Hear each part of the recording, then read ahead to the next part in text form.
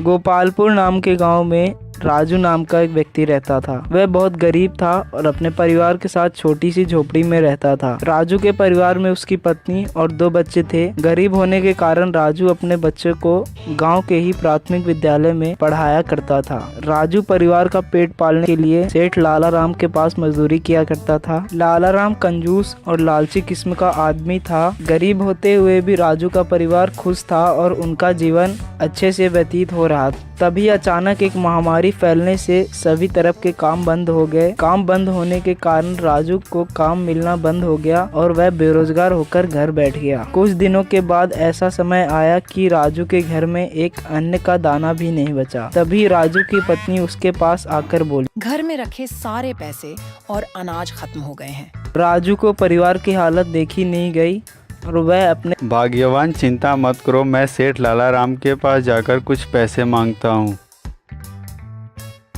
सेठ लाला राम के पास जाता है।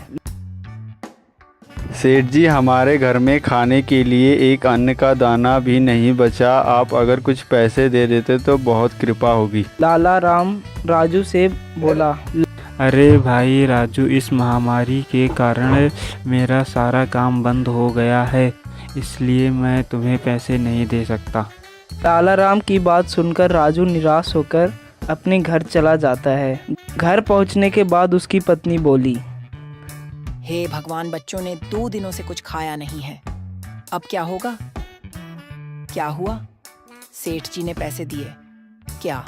फिर राजू के पास उसके बच्चे आते हैं। पिताजी, हमारे पास जो जमीन है, आप उसे खेती क्यों नहीं करते? है पिताजी, आप एक बार खेत में जाकर अन्न उगने की कोशिश तो कीजिए, शायद भगवान की कृपा से फसल हो जाए। यह बातें सुनकर राजू और निराश हो जाता है। लेकिन बेटा, वह जमीन तो बंजर है, उसमें खेती कैसे होगी? राजू बेटे की बात को मना नहीं कर पाता है और फावड़ा लेकर अपने छोटे से बंजर जमीन पर चला जाता है। राजू ने जैसे ही फावड़ा चलाया, उसके फावड़े से कुछ टकराने की आवाज़ आई। वहाँ पर एक पुरानी संदूक थी। अरे भगवान, यह क्या है? यहाँ पर इतनी पुरानी संदूक कहाँ से आई? लगता है इस संदूक को मेरे पूर्वजों ने यहाँ रखा होगा और मेरे लिए कुछ खजाना छिपाया होगा। राजू ने उस पुरानी संदूक को निकाला और खोलकर देखने लगा।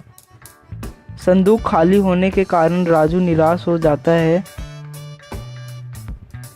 राजू निराश होकर वहीं बैठ जाता है। तभी एक आवाज़ आती है। राजू इधर उधर देखता है, परंतु उसे कोई दिखाई नहीं देता। कौन है? मेरे सामने आओ। राजू ने संदूक को बोलता देख हैरान हो जाता है। राजू संदूक की बात मानकर घर चल देता है। घर पहुंचते ही राजू की आवाज़ सुनकर उसकी पत्नी तथा बच्चे दौड़े दौड़े आते हैं। भाग्यवान, जल्दी यहाँ आओ, देखो मैं यह क्या लाया हूँ।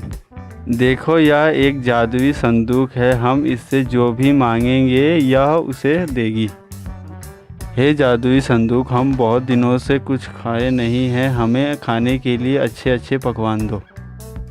राजू के बोलते ही वहाँ पर भिन्न भिन्न प्रकार के भोजन आ जाते हैं।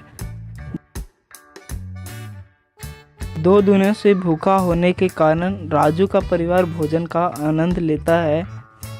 अब राजू को जिस भी चीज़ की ज़रूरत होती है वह संदूक से मांग लेता है।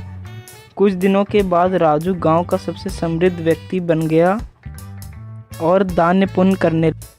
यह सब देखकर लाला राम सोचने लगा, दिन ही पहले तो राजू मेरे घर आया था, तो उसने कहा था कि उसके घर में खाने के लिए एक अन्न का दाना भी नहीं है। तो अचानक ऐसा कौन सा खजाना उसके हाथ लग गया कि वह इतना अमीर बन गया। ऐसा कहकर लाला राम राजू के घर के पास आ जाता है और खिड़की से देखता है तो राजू संदूक से कुछ मांग रहा होता है। लाला राम रात को संदूक को चुरा लेता है और अपने घर लेकर आ जाता है।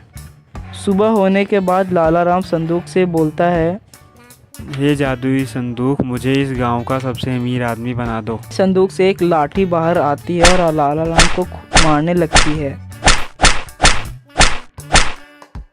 थोड़ी देर के बाद संदूक वापस राजू के घर में आ जाता है तब से राजू का परिवार खुशी से जादू संदूक की मदद से अपना जीवन व्यतीत करने लगा।